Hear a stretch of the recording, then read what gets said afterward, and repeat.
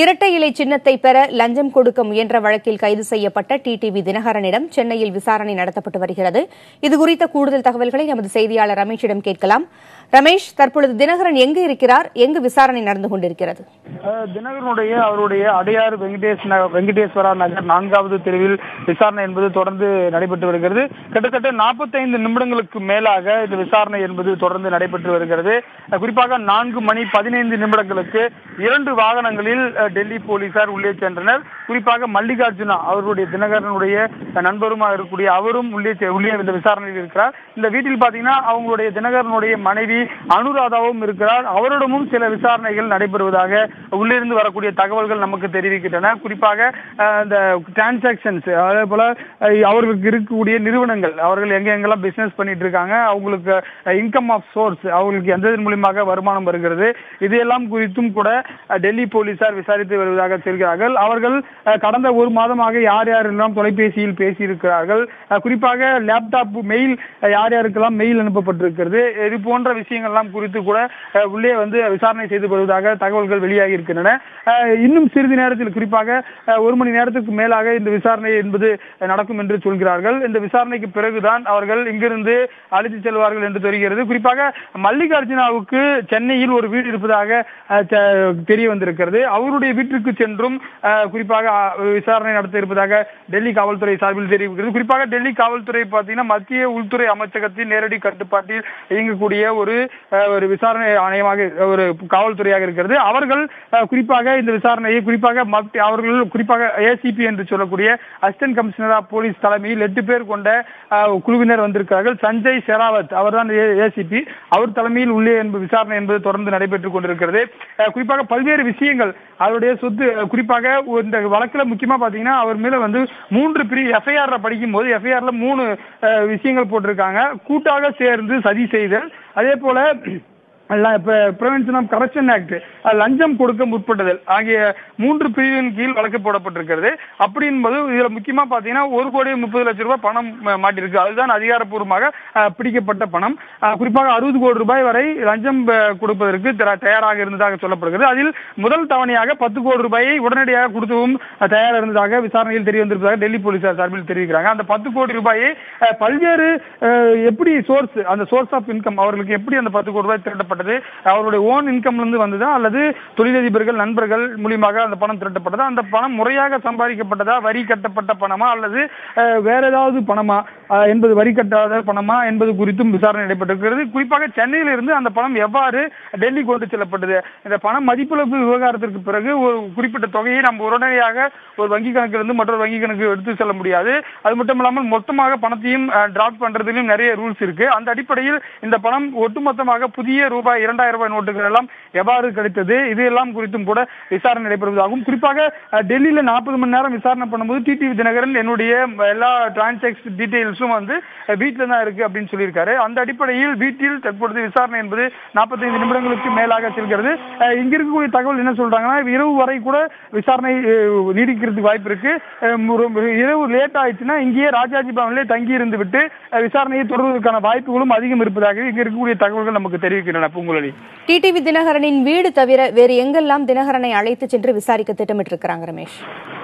TTV தினகரனுக்கு சொந்தமான வீடு number 5 ஜெய அரிணி வெங்கடேஸ்வரா நகர் 4வது தெரு அவர்களுடைய சொந்த வீடு. தன்னுடைய மனைவி ஒரு மகளுடன் தொடர்ந்து வசித்து வருகிறார். இங்குதான் அவர் ஒட்டுமொத்தமாக தன்னுடைய அரசியல் வாழ்க்கையை மற்றும் குறிப்பாக மற்ற விஷயங்களுக்கும் பயன்படுத்தி வருகிறார். குறிப்பாக சசிகலா பொதுச் செயலாளரான பிறகு கூட போயஸ் கார்டனில் இருந்துதான் தலைவர்களை சந்திப்பது, மற்ற விஷயங்களை எல்லாம் பார்த்து வந்தார். ஆனால் தினகரனை பொறுத்தவரை போயஸ் கார்டனை பயன்படுத்தாமல் இருந்தார்.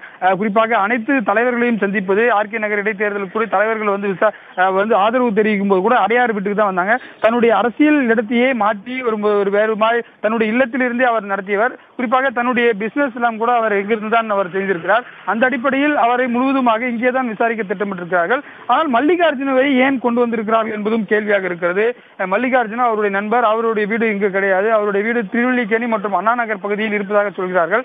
அவர் ஏன் இங்கு கொண்டு வந்திருப்பார்கள்? ஒருவேளை மல்லிகார்ஜுனா வீட்டிற்கு விசாரணைக்காக அழைத்து செல்லும் பொழுது தினகரனையும் அழைத்து செல்வார்களா என்பது கேள்விக்குறியாக இருக்கிறது.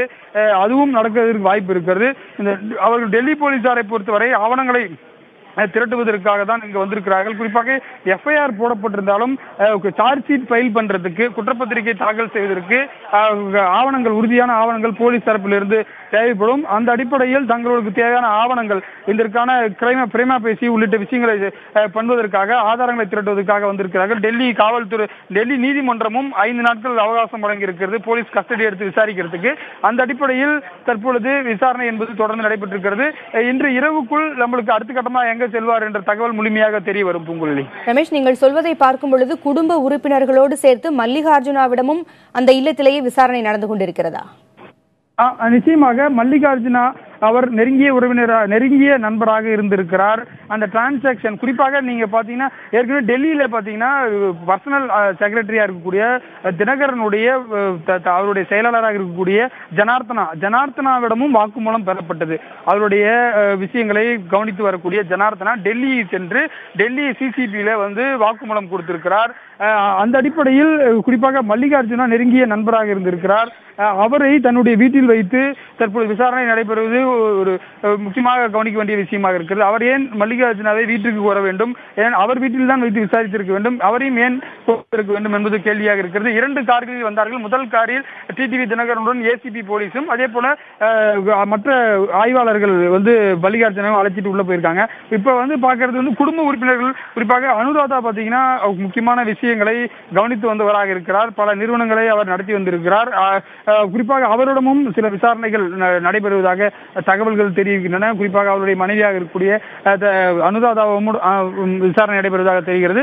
இந்த குறிப்பாக அந்த டிரான்சாக்சன்ஸ் எங்கெல்லாம் பணம் அவர்களுக்கு பரிவர்த்தனை நடைபெற்றிருக்கிறது, நடத்தி வரக்கூடிய தொழில் நிறுவனங்கள் என்ன, ஏற்கனவே ஆர்கே நகர் பை எலெக்ஷன்ல தன்னுடைய சொத்து பட்டியல் மற்றும் தன்னுடைய மனைவியுடைய சொத்து பட்டியலை டிடிவி தினகரன் தேர்தல் ஆணையத்தில் சமர்ப்பித்திருக்கிறார். அந்த ஆவணங்களுக்கும் அந்த சோர்ஸ் ஆஃப் இன்கம் மூலமாக இந்த பணங்கள்லாம் பரிமாற்றம் செய்யப்பட்டிருக்கிறது என்ற கோணத்திலும் விசாரணை நடைபெற்று வருகிறது. அதற்காக தான் இந்த விசாரணை என்பது தற்பொழுது முடுக்கிவிடப்பட்டிருப்பதாக டெல்லி காவல்துறை சார்பில் நமக்கு தெரிகிறது. இந்த விசாரணை குழுவில் யாரெல்லாம் இடம்பெற்றிருக்கிறாங்க ரமேஷ்? குறிப்பாக மத்திய உள்துறை அமைச்சகத்துடைய நேரடி கட்டுப்பாட்டில் டெல்லி மாநகர காவல்துறை செயல்பட்டு வருகிறது. குறிப்பாக நேற்றைக்கு வர்மா டிசிபி என்று சொல்லக்கூடிய ஐபிஎஸ் அந்தஸ்தில் இருக்கக்கூடிய வர்மா செய்தியாளர்களை சந்தித்தார்.